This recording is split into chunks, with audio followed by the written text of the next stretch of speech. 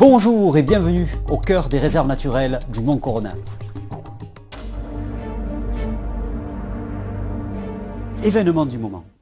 Après 100 ans d'absence sur le massif du Marbre Coronat, le gypaète barbu signe son retour naturel, avec succès, avec pour la deuxième année consécutive une naissance d'un jeune.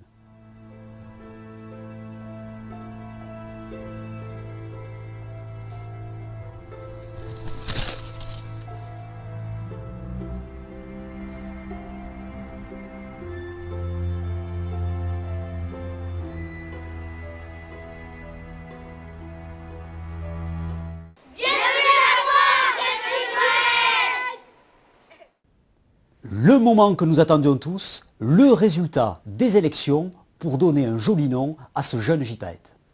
33, 34, 35, 36, 37, 38, 39, 46... Essayez de faire des groupes distincts quand même, autrement il risque d'y avoir des contestations qui vont durer toute la soirée. Tu es d'accord avec moi, Vincent? Ah, tout à fait. Retour en arrière sur cette originale campagne électorale, mobilisant la population des vallées et même au-delà, grâce au soutien du journal de l'Indépendant et des réseaux sociaux. 7 écoles du Conflent ont activement participé à cette action. Les équipes des réserves naturelles ont participé pour sensibiliser les élèves au gypaète. Étape essentielle pour la recherche d'un joli nom. Gypaète, Aethos, Corogine, Vol de feu, Cercle rouge, Chiara, Os, Cristal, Cercle de feu, Barbichette. À partir de 248 propositions récoltées, il a fallu faire une sélection. Un jury a été composé et 6 noms ont été sélectionnés. Achourite, gypaète, gypsy, moka, plume, vol au vent. Pour une soirée électorale réussie, 3 ambassadrices, 3 ambassadeurs, parité respectée, auront à promouvoir les noms sélectionnés et il n'en restera qu'un. Problème que voilà, j'aime toujours voir le gypa dans le ciel et tout ça. Et ça me rappelle ma maman et tout ça. Et donc maintenant, il faut que vous votiez pour vol au vent. Ça me rappellera ma maman. Il s'appelle comment ce petit? Il m'a dit on n'est pas sûr, on aimerait bien l'appeler Achourite, mais on n'est pas sûr encore. C'est joli Achourite et puis il a besoin d'être vraiment dégourdi. Il paraît qu'il me ressemble un peu. Le beau jeune gypaète qui vient de prendre son envol devrait s'appeler Plume. Moi je le vois léger parce que je le vois planer, je le vois prendre les courants et puis j'ai ces images quand on a travaillé avec mes élèves de la paranuptiale de nos gypaètes. Ils s'accrochent les uns les autres, ils tournoient, ils se laissent tomber dans le vide.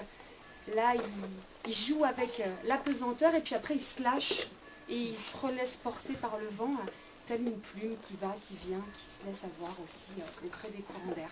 Car pour moi, tu es une belle femelle. Et nous avons besoin de la valeur féminine dans nos sociétés et dans les ciels de nos montagnes. J'espère que toutes les femmes de la vallée ils vont m'aider pour choisir le prénom de Gypaète, tu aimes te maquiller et colorer ton plumage. Ton plumage avec Gypaète. Les habitants de la vallée de Noé de Conat te saluent. Vous êtes prêts? Jacques, c'est parti. Ce prénom, c'est celui qui va le mieux à cet oiseau. Les autres prénoms, aussi jolis soient-ils, ne sont que de petits prénoms. Quand vous connaîtrez celui que je défends, vous serez d'accord avec moi. Ça évoque la liberté, le voyage, la fantaisie, l'indépendance, l'espace, la pluie, le vent, la solitude, la nomadise, les paniers en osier, les feux de bois, la guitare, les roulottes, les fêtes endiablées, le flamenco et j'ai nommé Gypsy. Citoyennes, citoyens, habitants de la vallée. Donc je lance un appel à tous les électeurs régulièrement inscrits auprès de Pascal pour voter et faites voter pour Moka.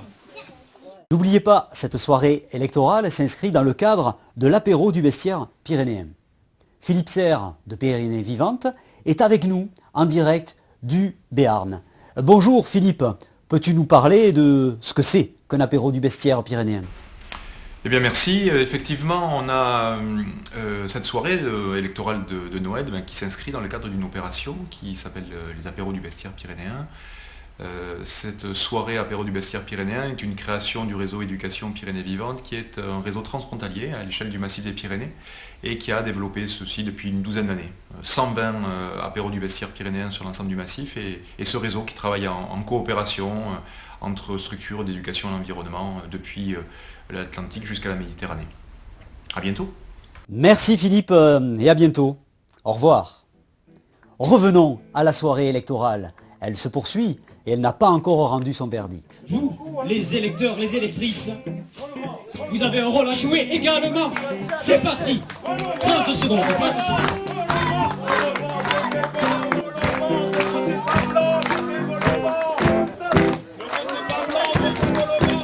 Très bien.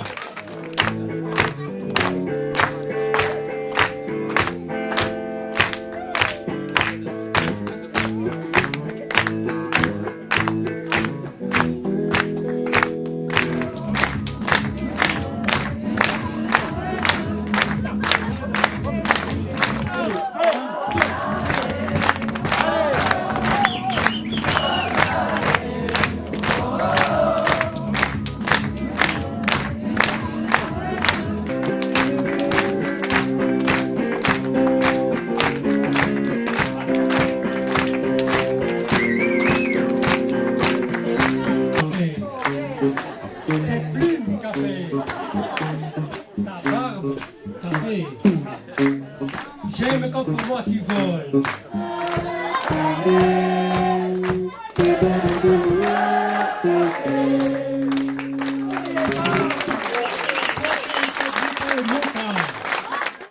Chose importante, le vote, non pas à main levée, non pas dans une urne à bulletin secret, mais en dansant autour de l'ambassadrice, de l'ambassadeur que l'on a choisi. Allez, tournez. 5, 6, 7, 8, 9, 10, 11, 12, 13, 14, 15, 16, 17, 18, 19, c'est pas mal. C'est le comptage comme d'habitude. 1, 2, 3, 4, 5, 6, 7, 8, 9, 10, 11, 12, 13, 14, 15, 16, 17, 18, 19. 10, 11, 12, 13, 14, 15, 16, 17, 18, 19.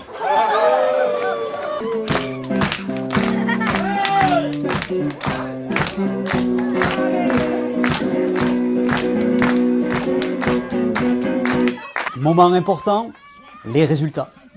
J. Payette a donc rallié la majorité des suffrages avec pas moins de 87 voix contre 45 pour Gypsy. 70 dans la cuisine, 87, 109,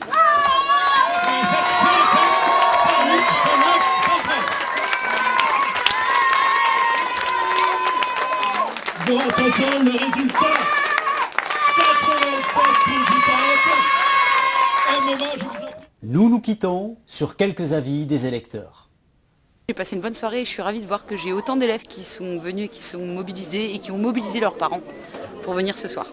Cette ambiance familiale avec à la fois des personnes qui sont... les trois âges sont là, quoi. Voilà, et ça j'adore les soirées dans les villages comme ça, ça marque qu'il y a vraiment une vie. Et que tout le monde est sensible à la protection de la nature. Soirée excellent. Fantastique.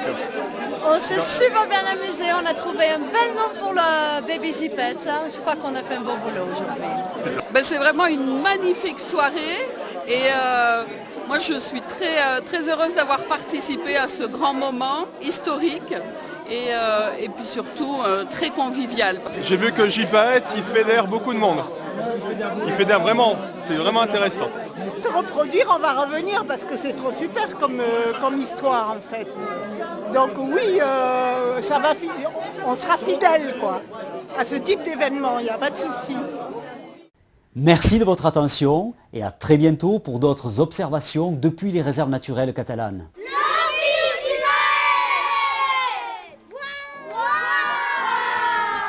La naissance de J. Payette est un symbole fort, celui d'une harmonie retrouvée entre la biodiversité et les activités humaines de la vallée. Le J. Payette barbu est l'un des plus grands rapaces d'Europe. Le J. Payette barbu fait presque 3 mètres d'envergure. Le gypaète est appelé le casseur d'os, ou trincalos à Cantalan. Il se nourrit d'os et de tendons, non de carcasses, de brebis, d'isards, etc. Il laisse tomber son os sur une pierre. Il est de retour depuis 5 ans. Après plus d'un siècle d'absence, c'est un retour naturel.